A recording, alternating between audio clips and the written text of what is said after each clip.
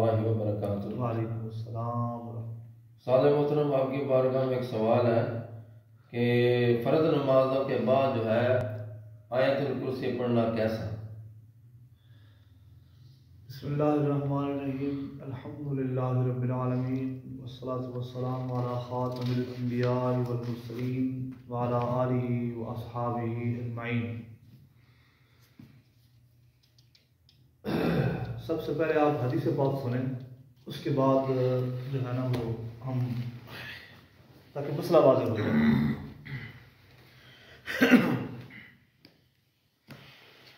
یہ میرے سامنے کتاب ہے طحطاوی شریف۔ یہ کیا ہے؟ طحطاوی فقہ حنفی کی بڑی مضبوط اور زبردست کتاب ہے، مختصر مگر جامع کتاب ہے۔ یہ وہ کتاب ہے جس سے بڑے بڑے علماء جو ہے نا وہ فتویٰ دیتے ہوئے اس کتاب کے محتاج ہیں، فتویٰ دیتے ہوئے اس کتاب کے محتاج ہے میرے صاحب۔ اس کے اندر حدیث پاک ہے کہ سرکار دو عالم نور مجسم شفیع معظم صلی اللہ تعالی علیہ وسلم کا طریقہ مبارکہ کیا تھا؟ آپ سب امام بھی ہو، آپ لوگوں کے لیے بہت زیادہ ہے، ہم سب کے لیے ہے یہ بات سیکھنے کے لیے کہ سرکار دو عالم صلی اللہ علیہ وسلم جب فرضوں کی نماز کا سلام پھیرتے، حضور صلی اللہ علیہ وسلم جب فرضوں کی نماز کا سلام پھیرتے تو حضور صلی اللہ علیہ وسلم صرف یہ دعا مانگتے، اللہم انت السلام و منک السلام تبارک یا ذا الجلال والاکرام۔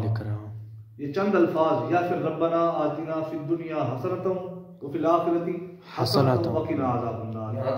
بس یہ جو ہم اللہم انت السلام و منک السلام و الیک یرجع السلام و حینا ربنا بالسلام وادخلنا الجنۃ دار السلام تبارک ربنا وتعالیت یا ذا الجلال والاکرام، یہ الفاظ نہیں ہیں۔ حدیث پاک کے الفاظ کیا ہیں؟ انت السلام و منک السلام تبارک یا ذا الجلال والاکرام۔ یہ الفاظ آپ یاد رکھ لیں۔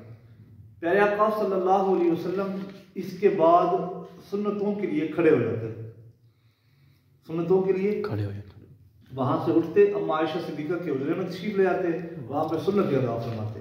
بس اب اس حدیث پاک کے بعد ہمیں سب سے پہلے یہ بات معلوم ہو گئی کہ ہر وہ نماز جس کے بعد سنتیں ہوں، ہر وہ نماز جس کے بعد سنتیں ہوں، جتنا جلدی ہو سکے فوراً سنتوں کی طرف جانا چاہیے۔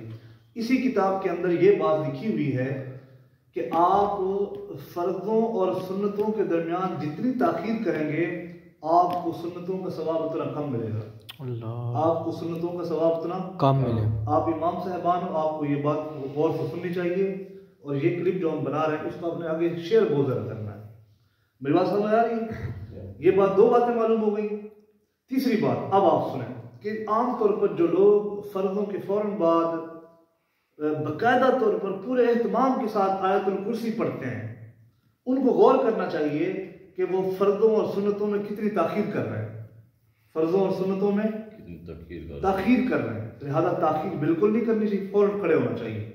اب سوال یہ ہے، اگر کوئی سوال کرے، اب اعتراض کرنے والا اعتراض کر سکتا ہے امام صاحب کہ حضور صلی اللہ علیہ وسلم نے تو باقاعدہ آیت الکرسی کی ہر نماز میں تاکید فرمائی کہ تم پڑھو، اور بڑا ثواب عطا فرمایا، یہاں پہ ثواب بھی لکھا ہوا ہے۔ اس کا جواب یہ ہے کہ حضور صلی اللہ علیہ وسلم نے ہر نماز کے بعد سورۃ آیت الکرسی پڑھنے کا حکم دیا ہے اور ترغیب دلائی ہے اور ثواب بیان فرمایا ہے، فرضوں کے بعد نہیں فرمایا، فرضوں کے بعد نماز کے بعد فرمایا۔ سمجھ آ رہی کہ نہیں آ رہی؟ لہٰذا جتنے بھی ذکر و اذکار ہیں، آیت الکرسی ہے، استغفار ہے، اللہ آپ کو بھلا کرے، اس کے علاوہ تسبیح فاطمہ ہے، اس طرح کے جتنے بھی ذکر و اذکار ہیں وہ ساری نماز کے بعد اہتمام کے ساتھ پڑھ کر پھر دعا کو مانگے، پھر دعا مانگے فرضوں کے فوراً بعد۔ باقاعدہ لکھا ہوا بھی ہے کہ آیت الکرسی من قرأ آیت الکرسی فی دبر کل صلاۃ لم یمنعہ من دخول الجنۃ الا الموت۔